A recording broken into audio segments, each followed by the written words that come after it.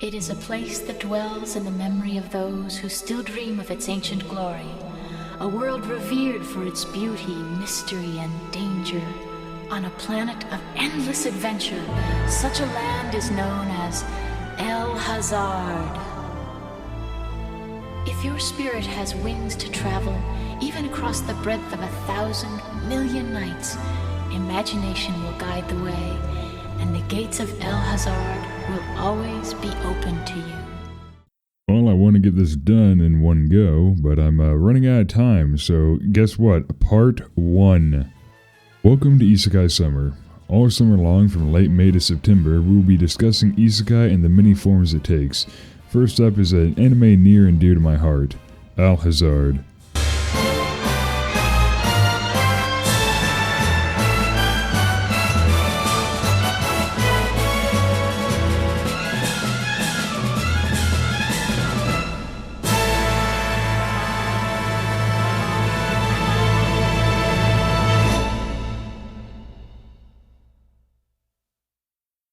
El Hazard is an isekai anime you probably never heard of, and I am certain you won't be seeing anything like it neither.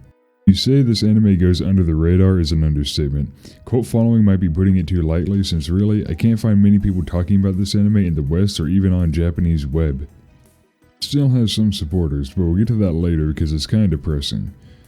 So what is El Hazard? El Hazard is a transport to another world type of isekai. The series is made up of 2 OVAs and 2 full seasons. However, one of them is just the first OVA, but instead of only being 7 episodes, it's 28. The first 2 OVAs are titled El Hazard The Magnificent World 1 and 2, which both follow and continue the same timeline into El Hazard The Alternative World.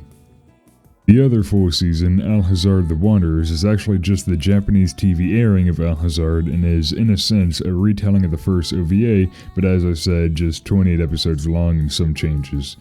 I'm going to get it out of the way, I'm not a big fan of The Wanderers. It mostly has something to do with me growing up on the first 2 OVAs and Alternative World, so when I grew up and found out about The Wanderers, I just couldn't get into it. But hey, if you're in the vast minority of people that actually know about El Hazard and you like The Wanderers, there's nothing wrong with that. It ain't bad, just it don't vibe with me. So, before I get to talking about the story of El Hazard, let's talk about the animation itself, audio and visuals, you know? Style is the name of the game, in a genre inundated by English or French high medieval isekai slop with video game mechanics, JRPG tropes, and some gimmick. A fucking spider, are you fucking serious? El Hazard has a unique style, which is sort of lost to time. It's not just the hand-drawn animation which is always peak, but also the vibrancy. You can have a series set in another world, quote-unquote, but it's pretty much indistinguishable from the Arthurian legends, but in a Japanese lens. And that's fine, but the art of making something truly alien and fantastical is, as I have said, lost. The buildings are a lot more fantastical than just a castle or some windmills and wooden houses. It's like this mix of, how the fuck do I describe this? For lack of a better word, Near Orient style, vaguely Arabic, Hindu, Persian, that sort of vibe. Now, that was most likely incredibly wrong, and there are a few happy campers typing colorful comments below, but just take it as dumb American rather than me trying to be an asshole, because you would very much know if I was trying to be an asshole. The world is flush with greenery. Even indoors, it's hard to find a place that doesn't have some sort of vines, trees, grass, or bushes. Not like the areas are overgrown or some ruins, it's more like the style of the entire palace is a well-maintained garden. Along with the dress they have, it's like a mix of those old 60s sci-fi shows with Arabian Nights. Magi. It's like the vibe of the genuine wonder that I get from the series of Magi, right? Yeah, that one's on the list as well. I'm really good at explaining this, aren't I, huh? I'm doing such a good job. I'm such a good fucking writer. My god. But it's not just the ancient Arabian Persian culture, no. Not just spears and swords, but weird weapons. A blend of an ancient world we don't really know of anymore and the totally alien. Is this a gun? Is it a spear? Who knows, and that's cool. The best part of this is what we can kind of recognize as being somewhat like our world and what is totally alien don't clash, they complement. Giant mechanical ball in the sky that is a planetary-wide superweapon has some ancient prophecy about how 2 princesses will activate it and some spooky doomsday shit is gonna happen. Need 3 priestesses to open up the device, literally called the Eye of God. This shit is so based you cowards can't even handle it. What about sound? Okay, believe me when I tell you, the voice acting is peak 90s dog shit, and I mean that in the best way. Watch it in English for the true experience because even the JP dub is kinda mid. Besides, you can't beat Shayla's and Kalia's English VAs. Who are they, by the way? Oh. Genuinely, I thought for a while that Makoto was voiced by Jason Griffith. It turns out no, it's Eddie Frierson, who you might recognize as motherfucking Ken from the Street Fighter II movie, or Henry from Laputa, or Tombo from Kiki's Delivery Service. Yeah, this guy is a 90s star, but he also has some work for Power Rangers, Gundam, and various games like Suikoden and Dynasty Warriors. So I said the voice acting is kinda bad, but it's 90s bad. Mostly, it feels sincere. Speaking of sincere and 90s, the music sounds like every 90s anime music you've heard of, and it's great. Seriously, just listen to the music while they run through some establishing shots and you'll see what I mean. Also, the ending song to Magnificent World 1 is so fucking funny because it's such a tonal whiplash from what actually happens in the show. City after city is either conquered or wiped off the map entirely. Men, women, and children are either instantly vaporized or made slaves to the Bugram Empire. A massive planetary superweapon is about to fire and commit numerous acts of genocide. And then the fucking outro plays like, I never could explain it. It's fucking hilarious.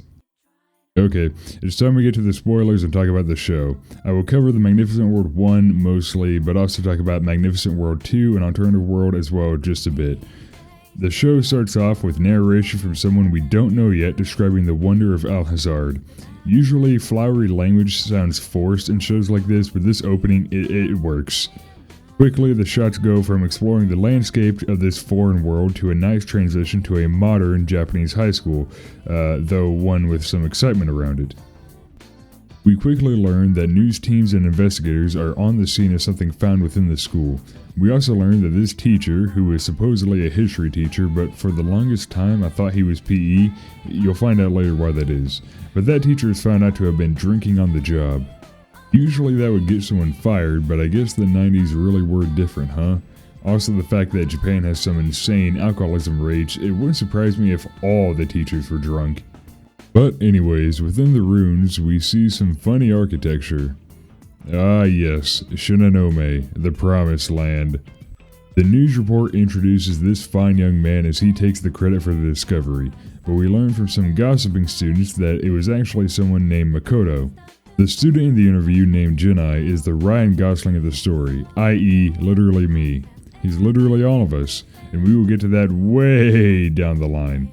Jinai has his interview suddenly interrupted by Nanami, his sister, who is hired by the journalism club to report on a story about Jinai being a corrupt student council president. Basically some school drama stuff, but the important bits are Makoto overheard Jinai promising more funding to the baseball club if they force their members to vote for him for student council president. Makoto ends up telling some of the student council members, and now Jinai is on his way to being removed come the next student council meeting. Jinai has a mental breakdown and remembers all the times Makoto has either shown him up or taken something he wanted, all while Makoto was completely unaware. Jinai has a plan to get back at Makoto, however, and lures him out using a love letter written by his sister. When Makoto shows up expecting Nanami, Jinai attempts to lynch Makoto. Okay, for real. Jinai has a plan to capture Makoto and keep him hostage until the student council meeting is over, since if the witness isn't there, then no accusations can be brought against him. Now, there are multiple flaws in that plan, but fuck it. Jinai chases Makoto. As this is going on, the teacher from before, Mr. Fujisawa, is drinking while polishing his mountain climbing tools. Alcoholism and mountain climbing, what a wonderful combination. But as he's drinking, he suddenly gets a knock at the door to the night staff trailer, and Nanami enters and crouches in front of him. Sorry, literally every time I show Alhazard to some people at this scene, they immediately start freaking out. Nanami just brings Fujisawa some dinner and tea, and then immediately charges him for it. Nanami has 3 things she likes: cooking, getting paid, and Makoto. All 3 of those things converge later, but let's get back to Makoto and Jinai. As Jinai has Makoto cornered, time is suddenly stopped. Makoto doesn't know what is going on and tries to get Jinai to say something by breaking a 2x4 over his head. That's just funny. Makoto is drawn by something, like some voice in his head is guiding him to the ruins beneath the school. Down there, the floor is lit up by these beams of light, and as Makoto passes through them, they wrap around him. Suddenly, the altar at the center of the ruin opens up and reveals a woman. She seems to know Makoto and exclaims how it had been 10,000 years. Makoto asks what is going on and how she knows him, but time is running out for her. Suddenly, using the last of this strange girl's power, she sends Makoto, Jinai, Nanami, and Fujisawa to another world. Makoto and Fujisawa find themselves in a dense forest with some strange fauna. Well, we'll just ask the next person that comes along. Huh? Bum. Ba-bum bum. Bum. Ba-bum ba-bum ba-bum bum bum bum bum bum bum bum bum bum bum. Ba-bum bum. Makoto is worried about where they are at, but Fujisawa has much more pressing concerns. That'll calm my nerves. Where is it? Gone! No drink! I need a drink! I can't live without it! I need Sensei. a drink! Hey. Oh shit! Someone else is out of alcohol! Oh. So after Makoto and Fujisawa hear a woman scream, they run to the rescue and find that some woman, that Fujisawa thinks is way too immodestly dressed, has been attacked by these giant bug people. Fujisawa suddenly discovers that he now has super strength, super speed, and extreme durability. Now this power has one drawback, but we'll get to that later. After Fujisawa defeats and drives off the bug people, the retainers appear and mistake Makoto for the second princess while they tend to the first. Ha! Gay.